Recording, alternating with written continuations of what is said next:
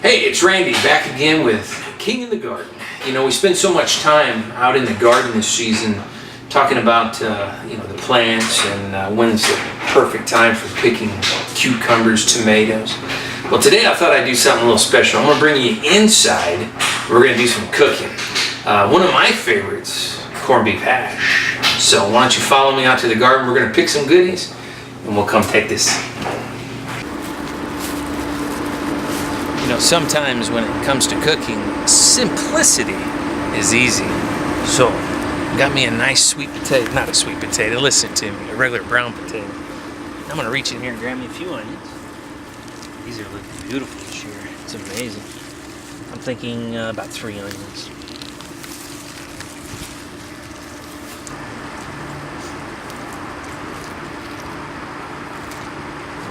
Nothing like fresh onions, oh man. One of these just might not make it in. You saw nothing.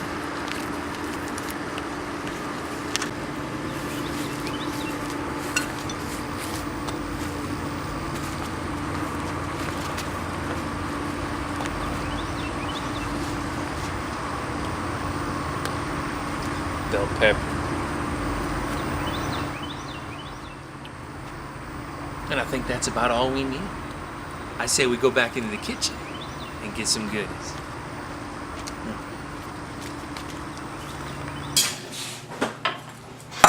Small bowl, but this is all we needed for our simple homemade hash.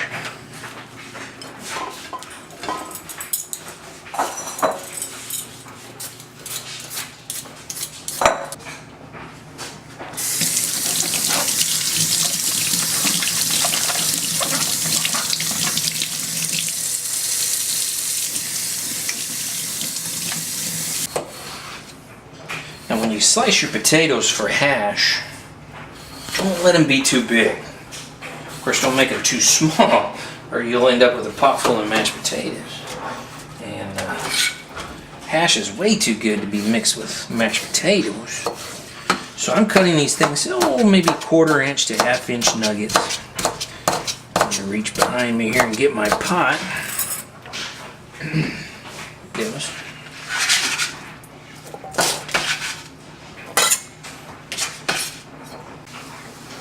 Now that we've got the potatoes in the water, let me take about 10 minutes or so to cut them or let them cook. Let me get all the seeds out of this fresh. Can you smell that? Oh man, fresh bell pepper. I tell you, there's nothing better than fresh pieces of yums out of the garden. Oh my.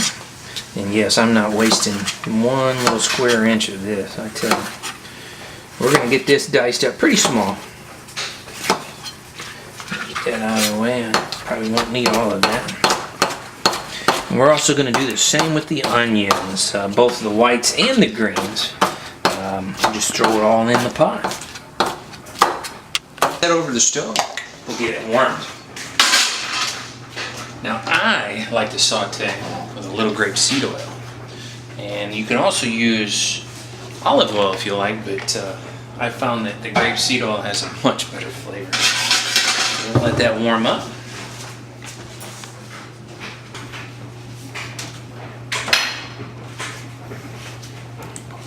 Come back to me when you're ready. Now for what makes this really good. My little brother, he can smoke some meat like it's nobody's business. And I got him to smoke me up a corned beef brisket. Oh, I smell that smoke. It's so thick in there. Oh, look at that. It's so beautiful. I'm going to carry this over to the other counter. I'm going to trim off some of that fat line.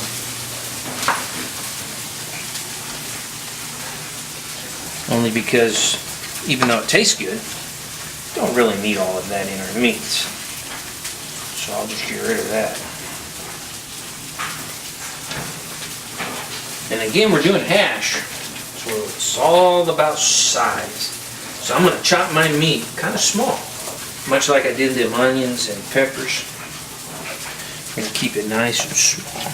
Oh man, the smell of this meat is crazy. Alright.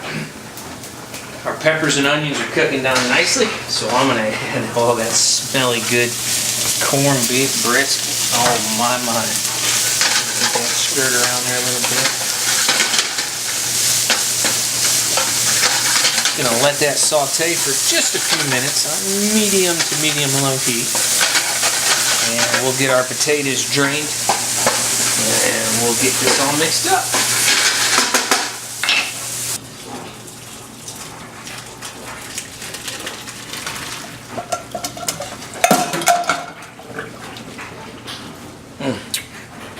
Cook those potatoes until they're just tender. And as easy as add it to your meat. Maybe some runaways. I'll mix those flavors well. And I love it because this is a very easy Texas style hash. To make it fun. And oh, it smells so good. I'm going to sprinkle a little salt. You like those salt shakers. And a little black pepper. And that is pretty much it. Yeah. Just let them flavors relax for 4 or 5 minutes. And I tell you, this is best served with some fresh eggs, some scrambled eggs, or something like that. Folks, I appreciate you joining me this afternoon. I get so many people who email us and tell us that they enjoy what we bring them. And also all of the folks down here at the wrestling arena that we bring all the vegetables to on Saturday. Next time, I'm going to record myself doing something that I don't like to do. And that's eat or at least cook squash. We took an email from a fella out in Sugar Land that sent us some ideas on what to do with some of this yellow and zucchini squash. So as you can see, whoops, I wonder where that came from.